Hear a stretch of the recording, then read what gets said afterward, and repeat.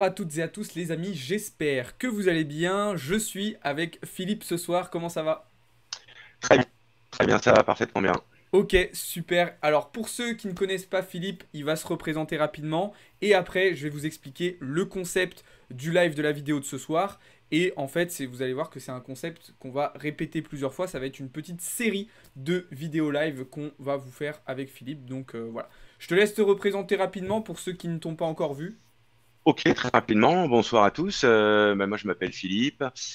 J'ai une cinquantaine d'années. Je travaille en fait dans la banque depuis 20-25 ans et notamment depuis une grosse dizaine d'années en salle des marchés. Voilà, dans une banque, un gros établissement bancaire. Gros établissement bancaire. On ne dira pas le nom, ça c'est à vous de le deviner, les amis. Alors, pour vous expliquer un petit peu le concept, avec Philippe, on va se retrouver assez régulièrement pour vous faire une série de vidéos live sur les différentes classes d'actifs. D'accord. Donc, ça va être action, ça va être obligation, ça va être aussi évidemment crypto. On va parler de toutes les classes d'actifs qui existent, comment ça marche, comment ça fonctionne, pourquoi c'est intéressant, comment on peut s'en procurer, est-ce que c'est le bon moment d'en avoir, est-ce que c'est pas le bon moment d'en avoir. Bref, comment on investit sur ces différentes classes d'actifs. Donc le but, ça va être de vous expliquer un petit peu tout ça. Évidemment, de répondre à vos questions, parce que je pense que vous en avez, bien évidemment. Le but, ça va être aussi de faire des liens entre ces différentes classes d'actifs et comment on peut s'en servir pour aussi avoir une lecture globale de la situation économique, de la situation de marché actuellement. Je prends un exemple très très simple. Hein. Vous voyez bien que, par exemple, le marché obligataire, par exemple aux États-Unis, c'est quelque chose qu'on observe dans nos analyses de marché, par exemple vis-à-vis du comportement des indices boursiers américains, des choses comme ça. Donc ça va permettre de faire des liens avec beaucoup de choses et d'éclaircir un petit peu certaines notions qui peuvent être floues pour certains ou certaines d'entre vous. Donc voilà. Ok. Parfait. Alors le premier sujet d'aujourd'hui, c'est les actions. On a choisi un petit peu le plus classique, celui qui va peut-être parler au plus de monde, je pense. Déjà concrètement, Philippe, qu'est-ce que c'est une action? Quelle définition on pourrait donner vraiment de manière globale et basique d'une action? Effectivement, déjà, effectivement, le concept naît du fait que souvent on me demande, toi qui bosses dans la finance, très bien, en plus tu es bien placé, voilà, qu'est-ce qu'il faut faire, qu'est-ce qu'il faut que j'achète, des actions, des obligations, etc. Or, je m'aperçois que souvent, les gens en fait ne savent pas d'ailleurs ce que c'est qu'une action et en fait les actifs dans lesquels ils investissent. Je crois qu'il faut blâmer personne parce que c'était pas des concepts en fait évidents. Et moi-même, je pense au sein de la banque, je trouverai certainement beaucoup de monde qui ne sait pas en fait, qu'est-ce que l'action. Euh, donc, très concrètement, et vous trouverez ça dans tous les livres d'économie, une action, c'est la fraction du capital d'une entreprise. Une entreprise, quand elle se monte, elle a un capital social. Admettons qu'elle ait 1000 actions de 1 euro. Voilà, si demain, empiriquement, il devait y avoir 100% de son capital en bourse, eh bien, vous possédez, avec une action, vous posséderiez 1% de la société. Voilà, c'est ça une action. D'accord. Euh, et donc évidemment, une action, ça donne le droit à un certain nombre de choses, on va y revenir, mais essentiellement, alors quand on est un très gros porteur, à influencer sur la politique de l'entreprise. Évidemment, ça sert à obtenir aussi des dividendes, puisque en théorie, une entreprise sert annuellement des dividendes, en fait sous forme d'un coupon qu'elle détache de son action.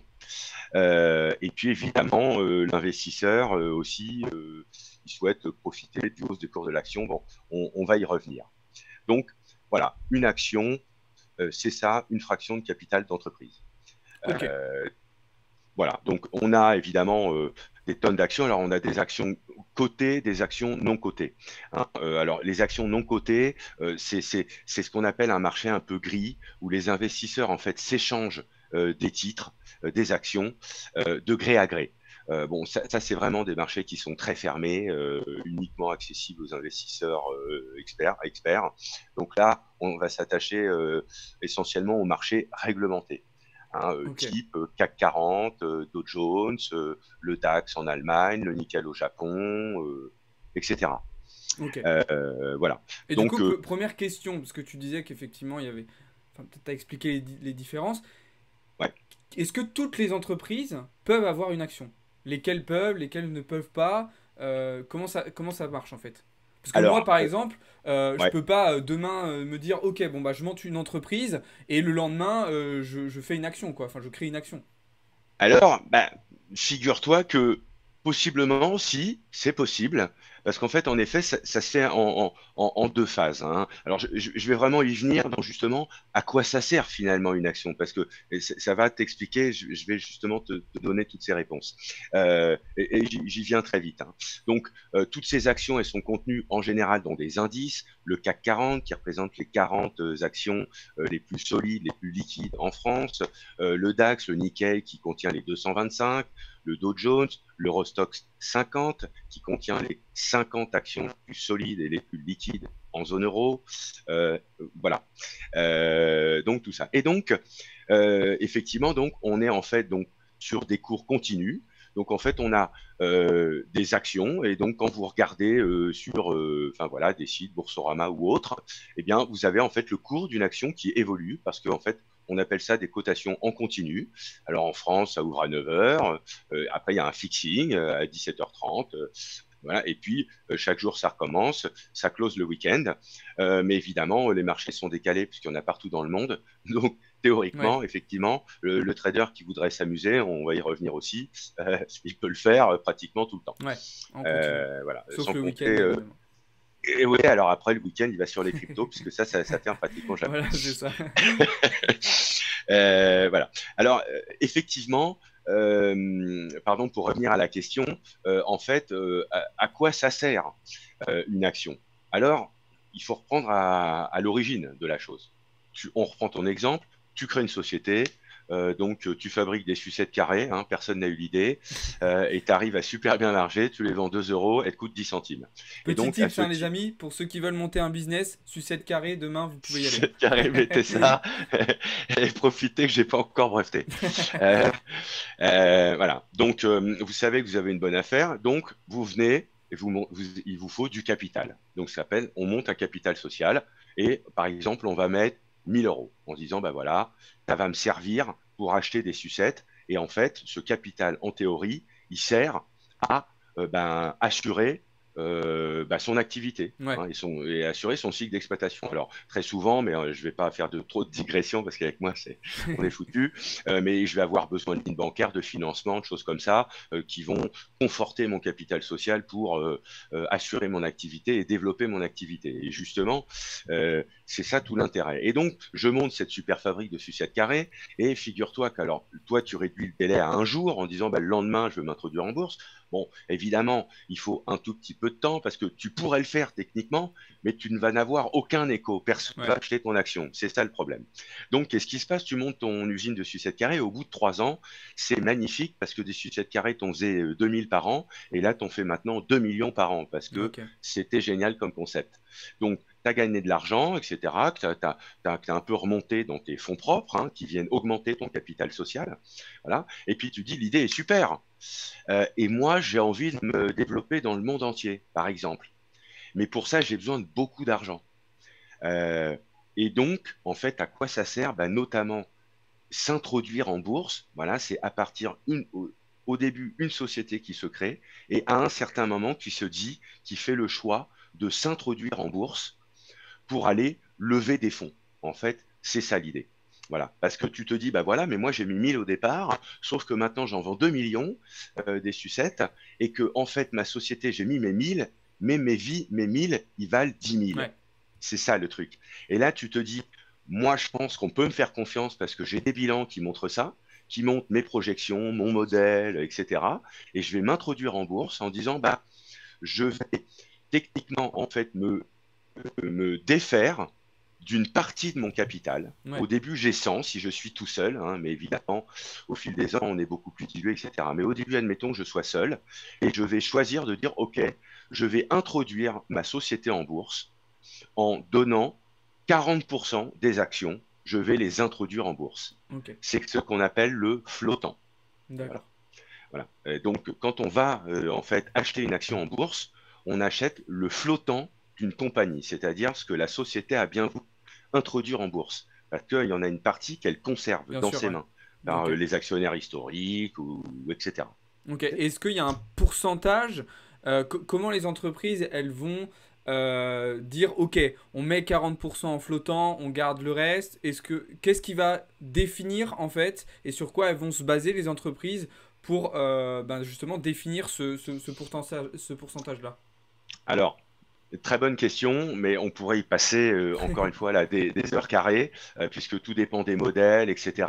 Tout dépend de ce que souhaitent en fait les actionnaires, c'est-à-dire combien ils souhaitent lever de fonds, Ouais. parce qu'on a parlé du fait que en fait l'avantage, l'un des gros avantages, c'est justement en fait de lever des fonds et en fait de justement de valoriser une société. Et le but de la valoriser, c'est d'apporter beaucoup de cash lors de l'IPO, ce qu'on appelle Ouais. une issue public offering, en fait une introduction en bourse. Elle va lever de la trésorerie au bénéfice de son entreprise. Donc déjà, l'entreprise va être gorgée de cash, ce qui va lui permettre de se développer. Et par ailleurs, elle va faire évidemment la fortune des actionnaires, parce que leur capital au début, ce qu'ils ont investi, bah, c'était faible. Et si les actionnaires, donc souvent on fait une IPO et on le fait avec ce qu'on appelle une fourchette de prix. Ok. On dit, bah voilà, Ouais. moi je pense que mon action, elle vaut entre 10 et 12. Et donc, quand une IPO est dite réussite, en fait, elle a été sursouscrite, c'est-à-dire tous les investisseurs ont dit, ouais, mais moi j'en veux des sucettes carrées. Et on va sur le haut de la fourchette. On appelle ça le marché primaire. Voilà. La plupart du temps, quand vous tradez des actions, vous êtes déjà sur le marché secondaire, mais quand vous êtes au tout début de l'IPO, vous allez sur le primaire, vous allez dans un carnet d'ordre d'investisseurs pour dire, voilà, moi j'en veux pour 10 000. Voilà. Et si ça se passe très très bien, bah, le prix dégaine au début de l'IPO en haute fourchette, Ok. voilà, voire même continue à progresser parce que ceux qui ont été mal servis complètent leur position. Et c'est pour ça que des fois, on voit des IPO qui sont super bien réussis. Ou Ok. d'autres, des fois, Qui ratent, sont plus échouent. compliqués. Tout à fait. On a pu avoir l'exemple ces derniers temps dans la presse, je crois, c'est fait écho, mais dans le doute, je mentionnerai pas le nom du corporate, hein, mais il y a une IPO qui a été effectivement retardée bah, parce qu'ils ont senti que le marché n'allait peut-être pas être au rendez-vous. Ouais. Voilà, il y a aussi des périodes, justement, voilà, où les investisseurs, en plus d'appétit ou quoi, bon, là, c'est pas forcément une bonne période, c'est pas le sujet, mais là aussi, C'est clair. je pourrais dire beaucoup de choses. Ouais, il y a une question de timing de toute façon, bien évidemment, selon les conditions du marché. Exactement, Et exactement. Puis si tu veux, ne s'introduit pas qui veut. oui, C'est-à-dire qu'il faut qu'il ait celui qui bosse dans son garage, qui fait 1000 balles de chiffre d'affaires. Enfin, j'exagère à peine, mais oui, bon, l'épicerie du coin, évidemment, n'a aucun intérêt à s'introduire en bourse. Ça va intéresser personne. Et puis, ce qu'il faut voir, c'est que ça offre beaucoup d'avantages de s'introduire en bourse, mais il y a des devoirs ouais, et beaucoup de contraintes aussi. Voilà, il y a des régulations AMF, il faut des publications de bilan, il faut des bien sûr. communications, faut des avertissements sur résultats si besoin. Enfin, il y a voilà toute une Ouais. réglementation du coup extrêmement contraignante. Mais moyennant quoi, ça offre aussi en termes d'avantages énormément de notoriété. Euh, voilà, Ouais, parce qu'une beaucoup introduction, d'avantages quand même. forcément, ça fait un gros coup de pub pour l'entreprise, Bah naturellement. Une introduction complètement, en bourse, complètement. déjà, il y a une visibilité qui est. Exactement. D'ailleurs, on le voit quand il y a des petites boîtes et puis en fait qui sont intégrées, Ouais, par exemple, qui étaient dans le SBF 120 puis qui viennent dans le CAC 40. Bah, quelque part, si tu veux, ça va leur profiter. Hein. ouais, Déjà, voilà, ils ont un spectre bah, plus regardé. Et puis en plus, si tu veux, il y a des gens qui sont obligés de benchmarker. Donc, si ils sont obligés d'avoir du tout le CAC 40, bah, ouais, si celle qui rentre dans le CAC 40, du coup, va profiter un peu. ouais, Par l'effet d'aubaine de ça. Et donc son cours va aussi possiblement s'apprécier. ouais. Ok. Maintenant, on a vu des crashs.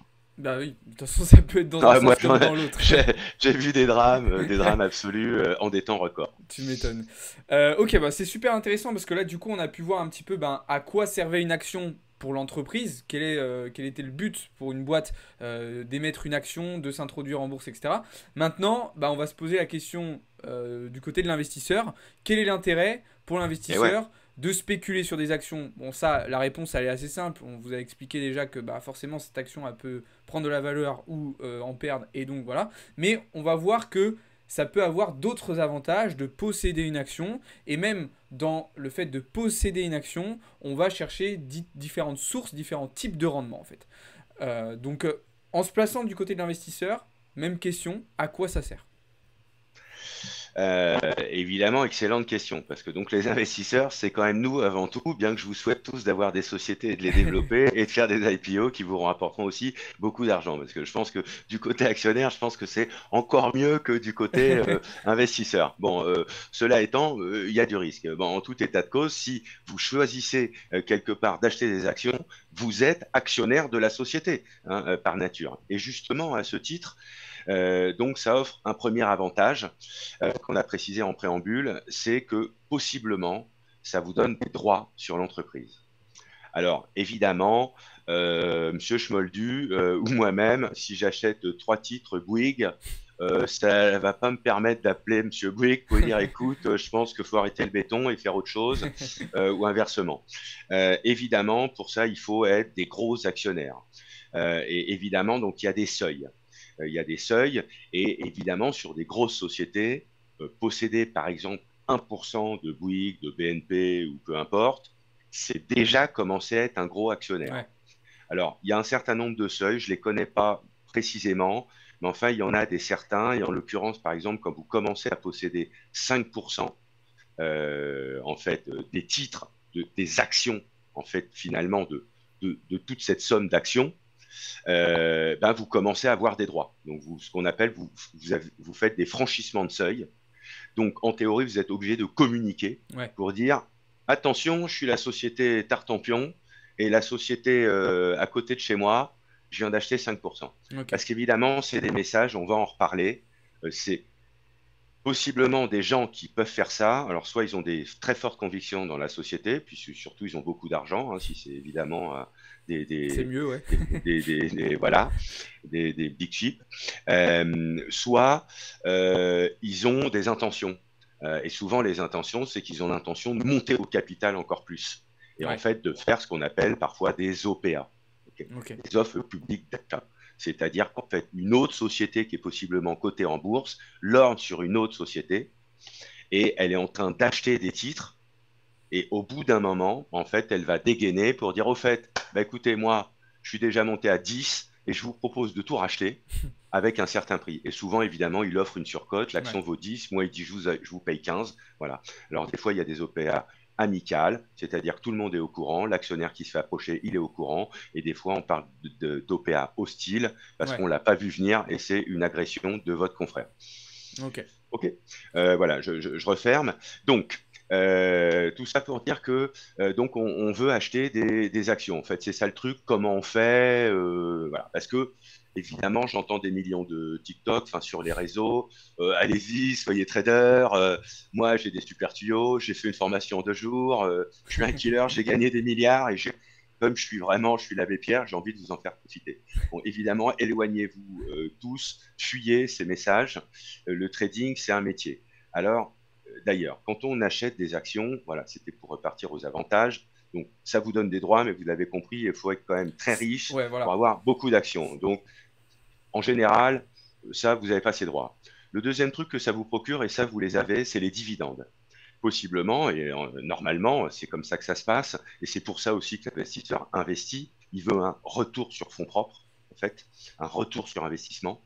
Il a droit à des dividendes. Et donc, chaque année, la société offre des dividendes aux porteurs d'actions. Voilà, ils estiment que c'est ses actionnaires. Donc, la société a dégagé 1 milliard d'euros. Eh bien, elle offre, j'en sais rien, hein, c'est un chiffre empirique, mais 60% de ce résultat, elle va le distribuer à ses actionnaires. Voilà, de façon à ce que ces actionnaires ils soient contents et ils restent sur le titre. Ouais, Parce c'est que c'est ça. important. Voilà, c'est important qu'ils restent sur le titre.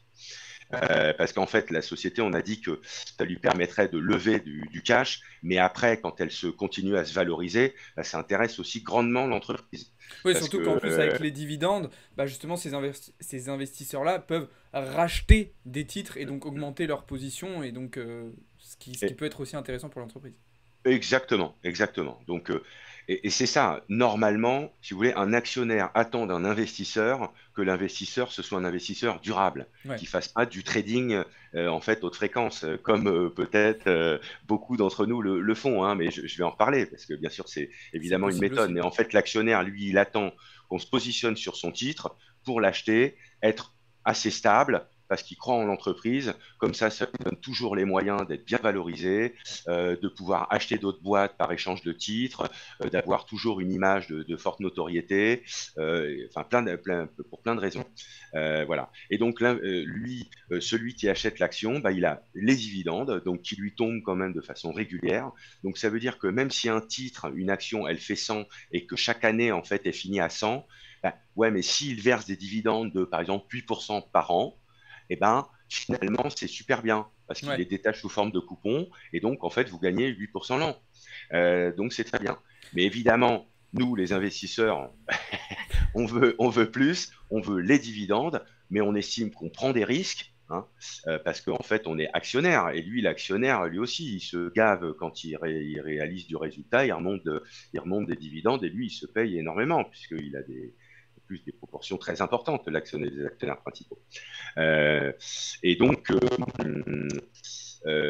il attend évidemment que ben, l'investisseur, que la société, elle s'apprécie parce qu'il y a cru, voilà, et que ben, 100 et l'année d'après, ben, non seulement il a eu ses 8% de dividendes, mais en plus la boîte, elle vaut 200.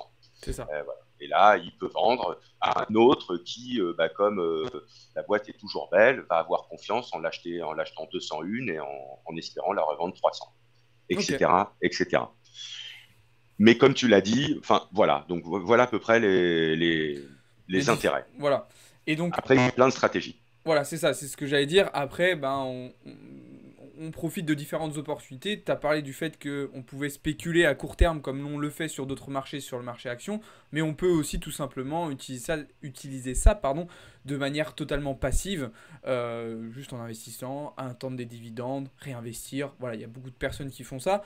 Donc, Exactement. il y a plein de Beaucoup le font possibilités. d'ailleurs, la plupart le font sur des horizons plutôt en fait longs. Oui, Voilà.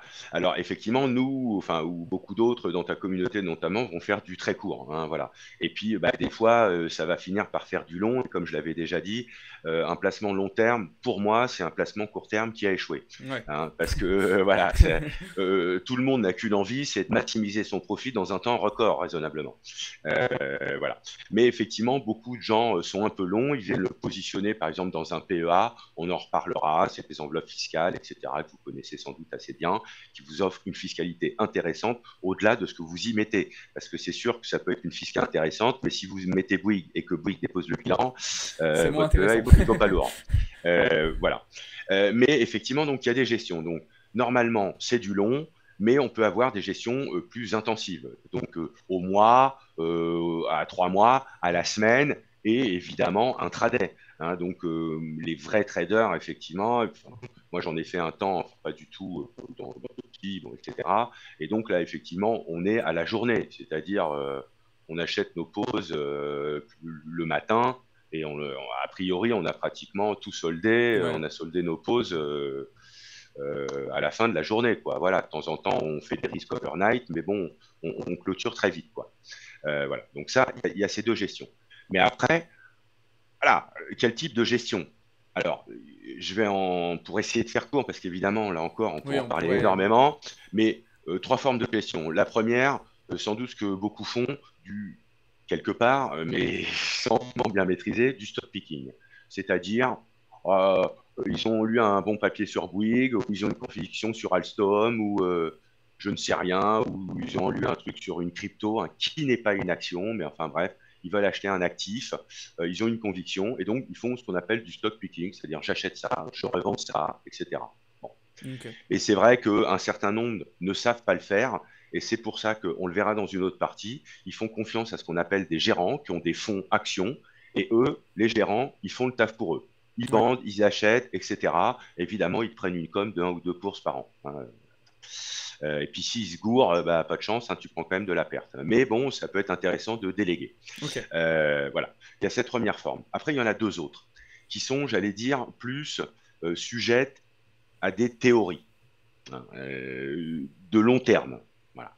Euh, Mais encore une fois, il y en a plein, mais voilà, je fais les On grands résume, ensembles, ouais. hein. Voilà, je fais des grands ensembles. Il y a une deuxième forme de gestion qui consiste à avoir une gestion qu'on appelle une gestion value. Ça veut dire qu'en fait, celui qui va avoir ses réflexions va se porter majoritairement sur ce qu'on appelle des blue chips, des grosses sociétés, en tout cas des sociétés qui ont des bons bilans, hein, qui ne sont pas des startups, voilà, qui ont des modèles un peu résilients, voilà, qui n'ont pas des PER, des price earnings ratio, voilà, des ratios de valo dingues, Ouais, mais en même temps des trucs qui a priori bougent pas trop. ouais. Voilà. Et donc ça, c'est ce qu'on appelle une gestion value. Ils font confiance en se disant la boîte va rester à peu près stable. Celle-là, je pense, va être plus stable que l'autre. Et donc, bah, celle-là, je vais la banquer en me disant, bah voilà, je parie à la limite plus sur les divs qu'on va me filer. J'espère aussi que la société va s'apprécier, mais on n'est pas sur une start-up, donc on ne s'attend pas non plus à des miracles, mais on s'attend voilà, à quelque Ouais. chose qui monte De gentiment, linéaire, quoi, tranquille. et puis des coupons tranquillos qui tombent. C'est ça. Voilà. Ouais, c'est une Donc, gestion du coup là où on a quand même une exposition au risque qui est beaucoup plus limitée. qui est réduite. Voilà, c'est Voilà. ça. Et Voilà. Alors, oui. ouais, Oui, oui, je t'en prie. j'allais juste te dire, en termes de justement de blue chip aujourd'hui, ces grosses c'est des entreprises qui ont des grosses capitalisations. Quel exemple on pourrait donner? Quel exemple tu pourrais donner justement par exemple? Alors, Du côté américain ou même européen? alors, c'est sûr que c'est toute chose égale par ailleurs, parce que, alors, j'en sais rien, des grosses capis, bah, Google, Microsoft, Google, ça vaut 830 milliards, j'ai vu, hein, donc Ouais, voilà, alors ça, c'est du lourd dingue. Bon, en même temps, c'est quand même des sociétés, enfin, liées quand même aux nouvelles technologies, donc c'est peut-être pas le meilleur exemple. ouais, parce qu'elles Mais ont, ouais, ouais, tout à fait. Bon, peut-être plus Total. Bon, ouais, Total. Alors là aussi, c'est ouais, il forcément y a le pas pétrole nécessairement et tout. évident parce que le pétrole, il y a eu d'énormes variations. Mais enfin, en général, Ouais, Total, c'est une boîte qui est en tout cas ce qu'on appelle une blue chip, hein, qui a une grosse valorisation, qui pèse lourd dans le CAC 40. Je pense que BNP Paribas, sans doute, ça doit être une blue chip. LVMH. LVMH, voilà, exactement. Des grosses boutiques, donc en fait, qui ont des grosses valos, en fait. Ouais, C'est eux, elles, qui ont les plus grosses valorisations boursières. D'ailleurs, on va peut-être en redire un mot, je ne sais pas si on va avoir le temps, mais ça me tient à cœur. Mais on en euh, reparlera, ouais, un petit peu. voilà. Et donc, voilà. Et donc, eux, ils croient dans ce genre de modèle, hein. Mais je schématise encore une fois. Puis enfin, la dernière forme d'un petit peu d'approche, c'est ce qu'on appelle la gestion growth, croissance. C'est-à-dire que là, un peu par opposition, on va s'intéresser aux boîtes, soit qui sont en phase de démarrage, voilà. Mais les démarrages, un peu comme des fusées, ça peut faire ça, puis s'éclater au Ça sol. peut être dans les deux sens. Voilà. Soit des boîtes qui sont un peu en recovery, des boîtes qui ont connu des difficultés ou qui ont des endettements un peu lourds, ou Ouais, j'en sais rien, mais sur le- bah, qui sont fait évidemment un peu massacrer en bourse et dont on se dit, bah là, il y a une recovery possible. Donc là, effectivement, il y a un risque un peu plus hmm, significatif, mais pour espérer effectivement là gagner sensiblement plus d'argent, ouais. hein. Bon, évidemment, on peut faire des deux, hein. Ouais, on Se dire, peut. je fais un portefeuille 50%, C'est j'ai ça. ce genre de réflexion et 50%, c'est autre genre de réflexion. C'est ça. Pour faire un petit Euh, parallèle, par exemple, avec l'écosystème crypto, parce que je sais qu'il y en a beaucoup qui nous regardent qui sont peut-être un petit peu plus portés sur ça, ben, ouais, c'est ouais, comme si vous aviez une partie de votre portefeuille, bon, c'est pas totalement comparable, hein, mais une partie de votre portefeuille sur Bitcoin, Ethereum, où là, on va être sur des grosses capitalisations, donc sur de la exactement. value, et puis une autre partie de votre portefeuille où vous allez chercher des plus grosses croissances, et donc là, ça va être des altcoins, des low cap, des choses comme ça. Donc Excellente analogie. voilà. Et donc après, ben, naturellement, vous allez sélectionner une stratégie ou l'autre ou une répartition de votre portfolio ben, en fonction de vos objectifs de rendement, en fonction de de votre aversion au risque, en fonction de votre capital, etc., etc. Donc, encore une fois, là, on vous parle de différentes stratégies, comme on peut vous en parler sur le marché crypto. Dites-vous bien que ces stratégies, elles sont plus ou moins pertinentes, cohérentes, en fonction de votre profil d'investisseur. Ok? Faut bien comprendre ça. Absolument. Voilà, c'est ça, hein. Ouais, alors, je rappelle que, hein, je dis, ah, c'est moins risqué. On est quand même sur des marchés actions. Un action, c'est une fraction du capital d'une société. Une société, ça peut déposer un bilan, donc ça peut valoir zéro, donc c'est risqué, hein. Donc, de toutes ces gestions, de toute façon, c'est risqué, hein. Nous, on est, enfin d'ailleurs de façon européenne, on utilise une échelle de risque, hein, SRRI ou SRI. Voilà, 1 étant un produit dit sans risque, 7 étant un produit extrêmement risqué. Les actions, on est minimum à 5, hein, on est Ouais. 6-7. Hein. Donc on est clairement de toute façon sur la frange la plus risquée. C'est pour ça C'est quoi la qu'on plus basse? évoquera ça va être, on l'évoquera donc justement dans d'autres sujets. Ça peut être un fonds monétaire, par Ouais. exemple, qui réplique le rendement des actifs dits sans risque, Ouais. voilà, Ok. sur lequel tu te positionnes. Bon, mais on le verra justement, ça peut être aujourd'hui très intéressant parce que enfin, j'ai pas tout dit. Évidemment qu'on achète aussi des actions en fonction d'un contexte économique, Oui. hein, et donc voilà, donc là aussi, on va regarder énormément d'indices qu'on va Ouais. compiler, faire des modélisations, regarder les anticipations de marché, tout ça. Et puis évidemment aussi, on peut faire de l'analyse technique, Ouais. hein. Je crois qu'il y en a beaucoup chez toi qu'en font. Mm. Voilà, des chartistes qui, en fonction de voilà des cours techniques, voilà des informations qu'ils recueillent, des cours des Fibonacci, enfin bon, etc. Vous connaissez tout ça. Euh, Bah, voilà, c'est ce que je disais, c'était intéressant ce que tu disais à l'instant, mais je parlais de ça justement dans un live l'autre fois. C'est vrai que sur les marchés tradis et actions particulièrement, la question de timing, la question de momentum, elle est hyper importante. Je prenais l'exemple de LVMH justement dont on parlait tout à l'heure, c'est clair. où je disais l'autre fois que en termes de prix, LVMH était une action qui était plutôt intéressante en ce moment. Parce qu'elle avait quand même bien dévalué depuis les derniers mois. Mais par contre, en termes de momentum, c'était pas forcément hyper intéressant parce qu'on a une reprise compliquée en Chine, parce qu'aux États-Unis c'est pas le top du top. Et du coup, certes le prix est intéressant, mais on n'a Eh pas un oui, momentum idéal pour se positionner eh sur oui, cette action. eh oui, c'est ça, hein. Parce que si le cours d'une action a dévissé sérieusement, hein, c'est qu'il y a eu des nouvelles. Voilà. C'est ça, hein. De toute façon, une action, en théorie, sa valorisation représente le futur moyen terme de l'entreprise.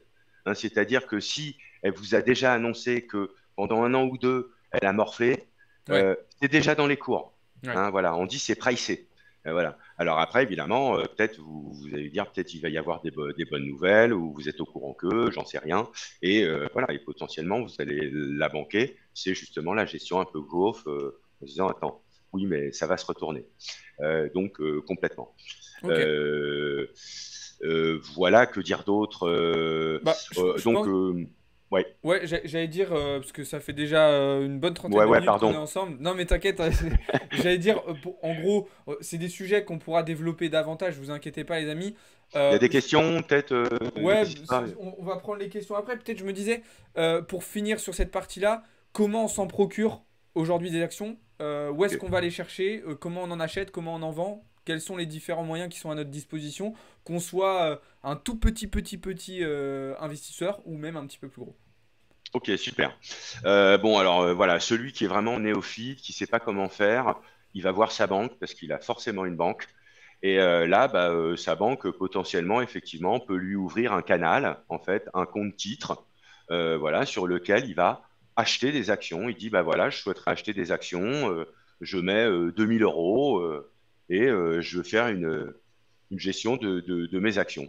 Alors, donc, en théorie, évidemment, il faut que ça requiert qu'il ait 18 ans, qu'il va remplir, évidemment, ça va être très réglementé hein, aujourd'hui, donc on vous fait remplir a priori un questionnaire pour connaître un petit peu votre appétence au risque, votre connaissance des marchés, etc.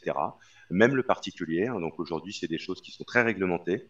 Et puis, voilà, fort de tout ça, on va vous autoriser des accès, mais sans doute avec des limites en fonction de votre profil. Voilà. Ou en tout cas, on vous adressera des messages qui seront plus ou moins importants au regard de la nature de votre profil. C'est-à-dire, plus vous êtes néophyte, plus on va vous dire attention, on va vous mettre des warnings dans tous les sens, Ouais, voire vous interdire certaines choses. OK. ok. Voilà, donc assez simple. Euh, c'est assez simple. Et donc, en fait, vous achèterez ces actions, ce qu'on appelle au comptant. C'est-à-dire, si vous avez 2000 euros, vous pouvez acheter 2 000 € d'actions. Mais Ok. vous ne pouvez pas acheter 2 100 €. Ouais. Voilà. Ça, on fait toujours dans le simple. Euh, bon, mais évidemment, les banques, c'est pas les moins chers hein. Sur les coûts de trading, etc., c'est pas brillantissime. Donc, il y a des sites hein, qui se sont spécialisés, des sites de courtage, à l'image en fait des sites de crypto-monnaie. Hein. En fait, les sites de crypto-monnaie n'ont fait que répliquer les sites de courtage actions qui existaient déjà depuis belle lurette. Donc, les sites, ça peut être IG Market, Boursorama. Oui, il Je y veux en a faire de beaucoup. publicité pour. Il y en a énormément. Faut aller regarder les grilles tarifaires en Ouais. fonction de votre profil. Hein, est-ce que vous avez 1 million à jouer ou est-ce que vous avez plutôt 2 000 €? C'est essentiel parce que vous avez des forfaits des fois pour justement les petits portefeuilles. Bon, mais maintenant, quand j'entends encore les gens sur TikTok, bien sûr, à partir d'1 € tu peux trader, oubliez tout de suite, ça n'a aucun sens. Déjà, il y a quand même un peu de frais, des droits d'ouverture, etc. Et puis, même quand vous êtes au comptant, il y a des frais. Il y a des frais d'entrée quand vous achetez un cours de bourse. Il y a des frais de sortie hein, quand vous le sortez. Il y a des droits de garde, c'est-à-dire quand vous conservez vos titres sur les livres d'un établissement. Souvent, ils vous facturent quelque chose. Voilà, donc ça coûte de l'argent, Ouais. en fait. Hein. Donc, trader avec quasi rien, de toute C'est. façon, même par miracle, hein, super, Ouais. avec vos 2 €, vous allez faire quoi? Voilà. Donc c'est très simple. Après, si vous voulez devenir un petit peu plus malin, mais je le déconseille quand même, il faut faire comme ça au début, c'est-à-dire trader avec ce qu'on appelle au comptant. On joue ce qu'on a. Et j'invite les investisseurs qui auraient envie de jouer, et moi je ne les conseille pas de jouer, hein, ils font ce qu'ils veulent. Je vais rappeler que c'était un marché qui était dangereux, mais qui effectivement peut potentiellement rapporter de l'argent. On a On parlé des précise que actions tout d'ailleurs. ça n'est pas du conseil en investissement comme d'habitude. C'est Disclaimer. absolument pas du conseil en investissement, mais vraiment de la pure information que je vous délivre. Euh, oui, je sais plus ce que je disais du coup, pardon. Tu disais pour ceux Euh, qui veulent être un petit peu plus malins, mais que tu ne conseillais voilà, pas de le faire. voilà. Au début, il faut vous former comme ça, et puis il faut aussi imaginer que bah, les 2 000 € que vous avez, il faut potentiellement les provisionner, hein, c'est-à-dire vous dire que il faut avoir une capacité forte à absorber du risque. Hein. Je le répète, vous pouvez aller jusqu'à zéro. C'est rare, hein, mais je l'ai vu arriver sur des trucs dont on disait que c'était pas possible que ça Ouais. arrive, hein, sur des énormes capis. Voilà, et pourtant, c'était pas des cryptos. Elles ont coulé. Et c'était incroyable, quoi. Et je veux dire, et Ouais. d'un seul coup, votre cours de bourse se bloque. Et là, Vous ça ne fait savez bizarre. pas ce qui se passe. Et là, vous avez une news. Et, euh, et des fois, c'est réouvre jamais. Ouais. Jamais de la vie, vous avez perdu toute votre ligne, quoi. Voilà. Et des fois, ça réouvre à un prix dégueulasse, 2 ans plus tard, bon, etc. Ouais, c'est ça. Atari, On en a vu même etc. il n'y a pas si longtemps que ça, j'ai plus les noms en tête, mais c'est vrai que on a vu certaines actions qui ont tellement pris cher que l'action a été bloquée en fait sur la fin de session, tellement c'était Ah bah, si vous compliqué. voulez, souvent quand la boîte dépose le bilan, en fait, on fait un retrait de la cote. Ouais, Ok, alors tout ça, c'est réglementé. Et puis, bah, évidemment, hein, la boîte qui rachète 1 €, il va pas rester lourd pour les actionnaires. Hein. Donc, en gros, elle a rien. Voilà, ouais, donc elle rachète, elle fait un plan de bidule, elle conserve les employés, mais tous les actionnaires, ils se sont fait rincer. ok. Voilà. Donc, effectivement, je rappelle que c'est risqué. Mais si vous êtes un peu malin, vous avez des super conseils, notamment avec bah, ta chaîne, voilà, vous commencez à être un peu aguerri. Et là, vous pouvez faire ce qu'on appelle du SRD, du service à règlement différé. En fait, ça vous permet, ça, de faire du levier à partir de vos actifs. C'est-à-dire, vous n'avez que 2 000, mais en fait, le site va vous autoriser à trader plus que ce que vous Ouais, n'avez. Voilà. Et donc, ça s'appelle du service à règlement différé. Et en règle générale, vous réglez vos positions tous les mois. Donc, c'est quand même, vous voyez, c'est court. Voilà, donc tous ceux qui veulent faire du long, vous achetez au comptant. Et encore une fois, vraiment, ouais, j'invite à faire du comptant. Mais voilà, si vous voulez essayer, évidemment, ça sert le levier à multiplier vos gains. Puisque avec 2 000, vous pouvez potentiellement avoir des leviers 5, par exemple. Voilà, et donc, vous avez en fait, vous pouvez jouer avec 10 000. Sauf qu'à la fin du mois, ce que vous avez en portefeuille, on va vous dire qu'est-ce que vous faites. Vous reportez vos positions ou vous les levez. C'est-à-dire, si vous voulez lever, bah voilà, vous vendez votre truc et très bien. Si vous voulez reporter, ça veut dire que tu as acheté ton truc et que ça s'est mal passé, donc tu souhaites reporter parce que tu es en moins-value latente. Et là, tu commences à prendre des coûts de report. Et puis, le service à règlement différé, c'est pas gratuit en fait. Ça induit un taux d'intérêt, voilà, qui a l'air faible, mais si tu as beaucoup de cash quand même, ça commence à peser un peu. Bien sûr. Voilà, donc, puis évidemment, si ça va dans le mauvais sens, bon, bref, tout devient, tout empire. Hein, donc c'est pour ça qu'il faut être aguerri.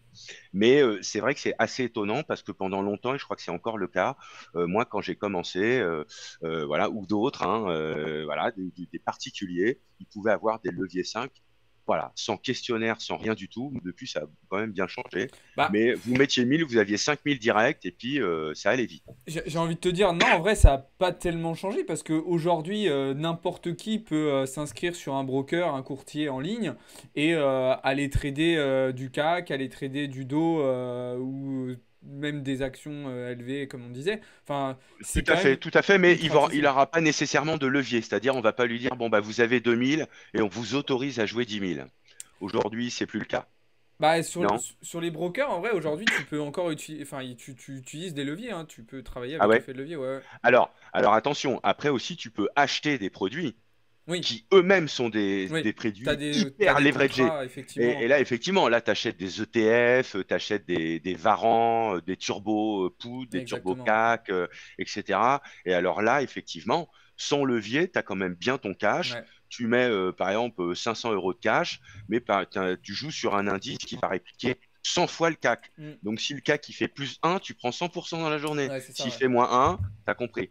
Donc, ça rigole pas, quoi. Ouais. Enfin, de toute façon, Voilà, c'est mais en vraiment ce effet, genre de contrat où il faut vraiment être extrêmement prudent. Et c'est ce que je tout répète à toujours. fait. C'est comme quand on parle du trading avec effet de levier sur les cryptos, c'est pareil.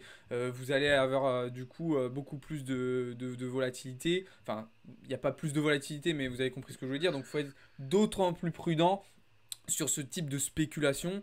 Et évidemment, il faut avoir beaucoup plus de connaissances, beaucoup plus de compétences, beaucoup Complètement. plus d'expérience que si voilà, vous faites par exemple du spot, comme on appelle ça Voilà, sur la partie parce crypto. qu'après, tu fais aussi tu peux trader du forex, tu trades des C'est ça, commodities, de l'or, du seigle, de l'euro-dollar canadien contre yen, enfin, tu fais de tout. C'est des trucs c'est de fou. ça, c'est ça. Voilà, donc c'est infini. Donc, de toute façon, plus vous serez bon, plus il conviendra de vous spécialiser dans un domaine, hein, parce que même ceux qui sont spécialistes, ils prennent des pains.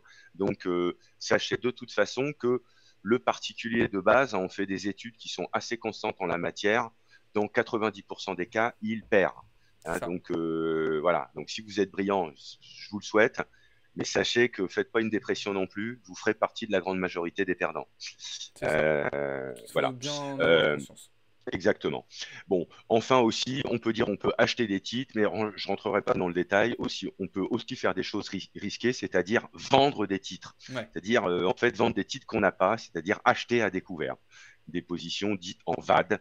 Voilà, mais alors là, c'est aussi des trucs un peu risqués qu'on peut faire. Mais c'est aussi pour ça que ben, les vrais traders, ils sont ce qu'on appelle long ou short. C'est-à-dire quand il vous dit, bah voilà, je suis long Bouygues et je suis short Alcatel, ça ne veut pas dire qu'il va conserver longtemps les actions Bouygues. Ça veut ouais. dire qu'il a acheté Bouygues, Et qu'il a vendu voilà, Alcatel. et qu'il a vendu Alcatel C'est en ça. prévoyant sur le fait que le cours d'Alcatel baisse. Ça, Voilà. normalement, la plupart qui sont présents le comprennent parce qu'on utilise aussi ce terme enfin, Oui, moi, c'est le terme que j'utilise aussi avec les membres. Voilà, quand on dit qu'on long, c'est qu'on achète, short, qu'on vend. Ça veut pas dire que c'est pas une unité de mesure de temps durant laquelle on va garder une position en fait. tout à fait. Hein. D'ailleurs, pardon hein, pour ceux que, voilà, des fois peut-être j'enfonce des portes ouvertes, mais ça dépend. Voilà, les niveaux de Voilà. connaissances peuvent Non, être mais on très fait bien de variés, donc préciser.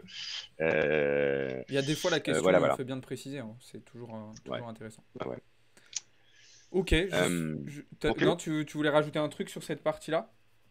Euh, Non? je, non, parce que je voulais pas en faire une conclusion, mais je voulais quand même effectivement quand même dire un élément euh, pour dire comment on achète une action en fait. Enfin, s'il y avait finalement une chose à retenir de tout ça, parce que j'entends un peu n'importe quoi et par exemple j'entends souvent ah bah tiens je vais acheter l'action X parce qu'elle vaut 10, elle vaut 10 euros et par contre l'action Y j'ai vu elle vaut 50 euros. Et donc, bah, je vais acheter l'action 10 parce que, en gros, c'est à peu près les mêmes sociétés, elles font la même, c'est deux banques. Et donc, du coup, celle qui vaut 10 c'est moins cher que celle qui vaut 50. Alors, non, surtout pas. Là, si vous avez ce type de raisonnement, et malheureusement, enfin, je vous blâme pas parce que c'est malheureusement le raisonnement de beaucoup de gens. On a la Euh, même avec les cryptos, t'inquiète. Il y en a plein qui disent voilà. j'achète celle à un centime parce que. Exactement, exactement, mais c'est un réflexe qui est un peu humain, mais évidemment, il est faux mathématiquement. Et donc, je voulais juste vous dire ce petit calcul, en fait. Euh, euh, c'est que la valorisation d'une société, elle se fait pas uniquement si je vous indique le cours de l'action. Si je vous indique le cours de l'action, de deux actions, vous ne pourrez pas me dire laquelle a la plus grosse valorisation. Et oui, évidemment, puisque vous ne connaissez pas le nombre de titres qu'elle a émis sur le marché. C'est ça.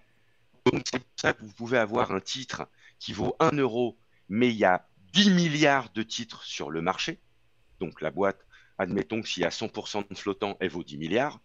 Mais vous pouvez avoir une société dont le titre vaut 100, vaut, enfin l'inverse, je ne Bah, sais plus où j'en étais. t'étais parti sur Euh, 10 et avec 1 milliard. voilà. Et une société qui, voilà, exactement, vaut 1000, voilà, mais elle n'a que 10 000 actions, et en fait, elle vaut bien moins cher, sa valorisation globale vaut bien moins cher que finalement que celle qui vaut 1 euro. C'est ça. Donc, tout ça pour dire que pour faire une valorisation, il faut absolument que vous multipliez le cours de votre action, de ce que vous voulez acheter. Il faut que vous connaissiez le nombre de titres qu'il y a en circulation Exactement. et vous aurez la valorisation. Alors, dans les crypto-monnaies, a priori, 100% du flottant est à disposition du public, d'après ce que j'en comprends, mais là, Pas je ne toujours. mettrai pas. Voilà, alors je ne sais pas, parce que ce que je dis évidemment, c'est que s'il y a 40% du flottant, et que du coup, bah, le nombre de titres multiplié par la valo, ça vous donne 40 millions, par exemple. Bah, s'il y a 40% du flottant, ça veut dire qu'il reste 60.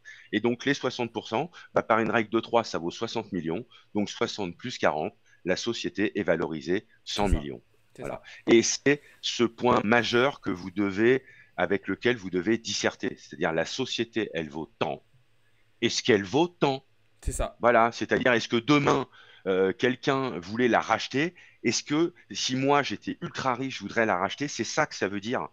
Combien faudrait que je mette sur la table? Ben, si elle vaut Exactement. 100 millions, il faut que je mette 100 millions. Voilà. Exactement. Et est-ce que vous êtes prêt à acheter cette boîte à 100 millions? Et votre Ça, réflexion, elle doit démarrer d'ici. Ça, c'est vraiment ultra important. Et vous voyez, on vous le répète tout le temps quand on vous parle de crypto. Regardez la market cap, regardez la market cap. C'est valable pour n'importe quelle classe d'actifs parce que le prix ne vous donne pas suffisamment d'indications sur la valeur de l'actif que vous voulez posséder. Alors effectivement, la crypto c'est un petit peu différent. C'est pour ça qu'il faut aussi regarder, eh bien, justement, la supply qui a été... j'ai perdu mon mot qui a été, j'ai perdu mon mot, mais en gros, l'offre qui est en circulation. Vous n'avez pas toujours Oui, 100% de l'offre en circulation. Donc ça, c'est une data qui est aussi à prendre en compte. Mais voilà, le prix, la capitalisation, c'est ultra, ultra important, quelle que soit la classe d'actifs sur laquelle vous voulez investir. exactement. Donc, techniquement, en fait, c'est pas bien compliqué, hein. Vous allez sur Boursorama si vous voulez aller acheter le CAC 40. Vous allez aller sur Alcatel. Vous allez regarder dans valorisation les chiffres. Et puis en plus, eux, c'est simple, ils vous donnent déjà combien ça vaut. Voilà. Et donc, voilà. Et la réflexion, elle est de mise. Alors, malheureusement, à ceci près que sur Internet, je trouve des valos qui me semblent pas bien clairs des fois. Mais effectivement, pour reprendre, tu vas donner un exemple dans un de tes posts TikTok, je crois, Ouais, sur le Ripple qui potentiellement, par exemple, pourrait valoir 10 000 dollars. Bon, voilà. Alors, à partir de ce que je vous ai dit, il n'y a pas besoin de faire maths sup pour faire un calcul simple. Voilà. Donc, je suis allé regarder. Bon, très bien, 10 000 dollars. Bon. Donc, ma réflexion, comme je vous l'ai dit, c'est OK, combien ça vaut aujourd'hui? Ça valait 64 centimes d'euros. Et pour 64 centimes d'euros, ça offrait une valorisation, je crois, de 65 milliards de dollars. Donc, c'est très clair, hein, c'est une règle basique. Pour 10 000 dollars, ça vaudra combien? c'est ça. Voilà. Et là, j'ai regardé la valo.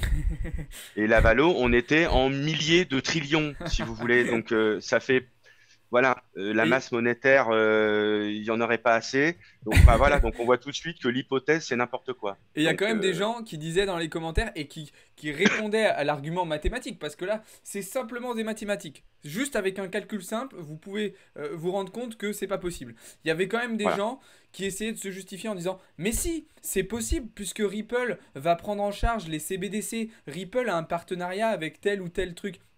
Ça n'a rien à voir en fait. Ripple, ils peuvent faire un partenariat avec Tesla, Google, Microsoft, Apple, toutes les plus grosses boîtes du monde. Ouais. Mathématiquement, il y a un moment, ça va bloquer en fait. Ah ouais, bah oui, oui, oui, oui, parce que même ils ont intérêt à faire plus qu'un partenariat avec Google, parce que justement, j'ai regardé Ouais, par rapport à Google, voilà. ouais. Et donc, si ça valait 10 000, hein, le Ripple, ça vaudrait environ 1200 fois Google, C'est.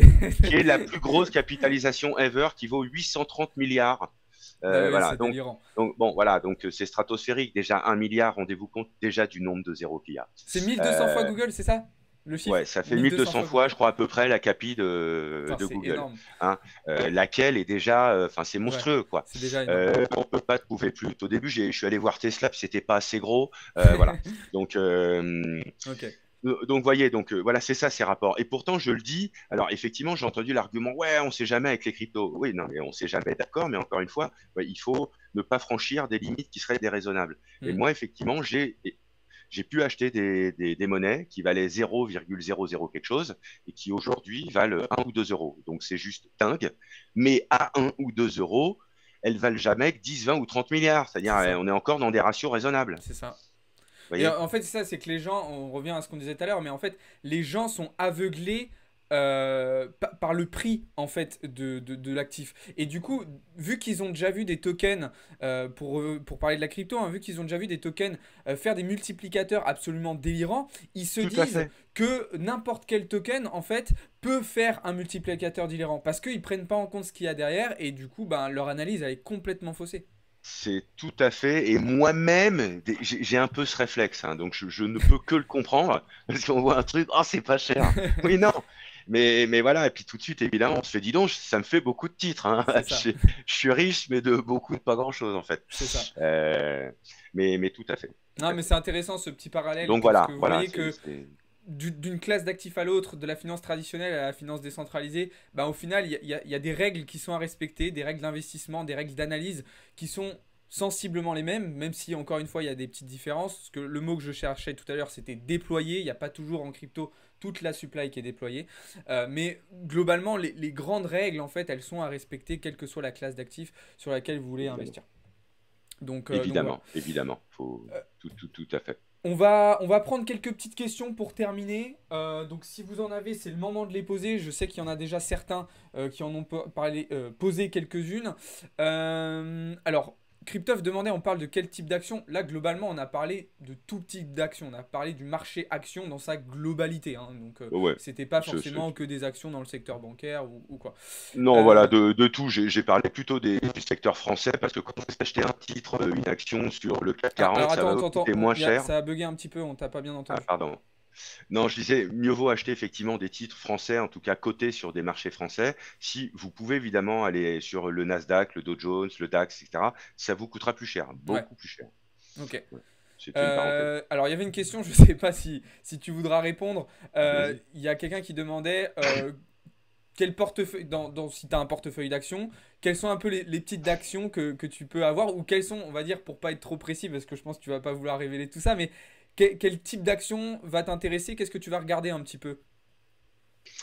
Ok, alors je rappelle qu'effectivement, si j'exerce une profession dans un secteur bancaire, je m'en fais pas du tout le représentant et je n'agis pas en conseil, mais vraiment en information auprès de vous.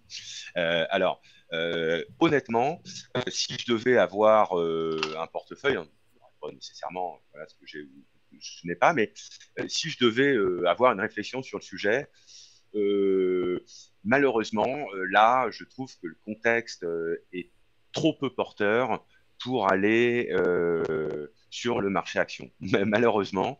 Donc, vous allez être déçus parce que je vais rien vous conseiller.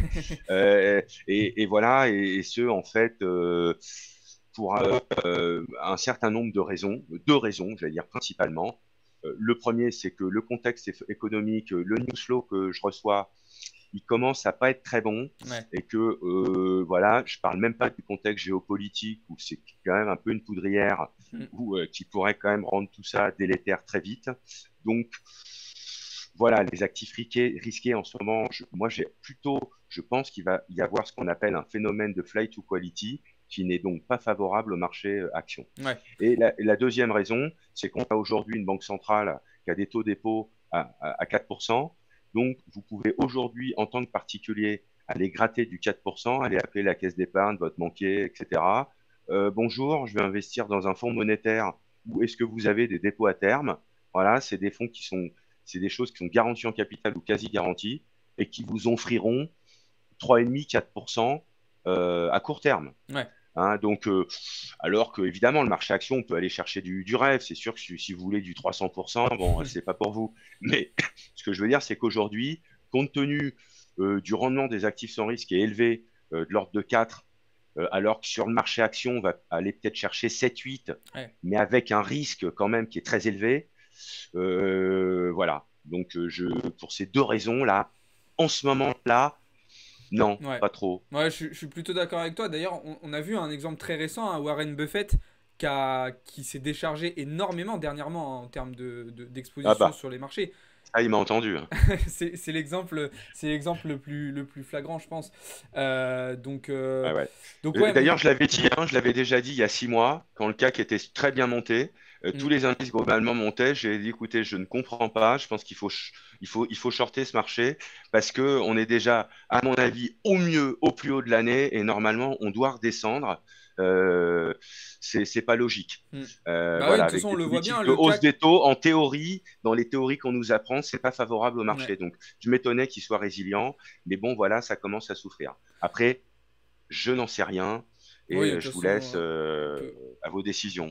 Mais Ouais. voilà ma réponse. Ouais, mais c'est vrai que bah, on l'a vu notamment, je trouve, cette résilience des marchés actions, on l'a vu surtout du côté américain, je trouve. Autant, par exemple, si on prend le CAC, le DAX, depuis avril-mai, ça chute quand même bien.